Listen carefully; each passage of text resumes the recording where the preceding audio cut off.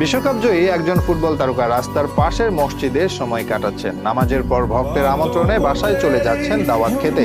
নামি দামি ফুটবলারদের মাঝে এমন কাণ্ড একমাত্র একজনের পক্ষে সম্ভব। তিনি ফ্রান্সের মুসলিম ফুটবলার এনগোলো কান্তে।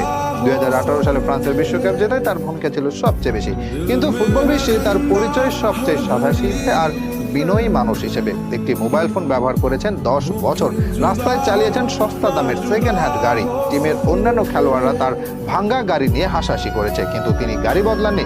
অথচ তার এক সপ্তাহের বেতন ছিল কোটি টাকারও বেশি। চাইলে ডজন খানেক ফোন কিংবা বিলাসবহুল গাড়ি কিনতে পারতেন, কিন্তু প্যারিসের বস্তিতে বেড়ে ওঠা এই ফুটবলার অর্থের আসল মূল্য জানেন। সেজন্য প্রয়োজনের অতিরিক্ত অর্থ অপচয় করতে চাননি তিনি।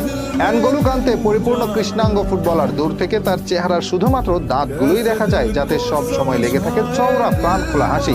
অনেকে বলেন কান্তের হাসি পৃথিবীর অন্যতম সুন্দর। ফুটবল মাঠে কান্তের দিকে ক্যামেরা গেলে দেখা যায় তার হাসি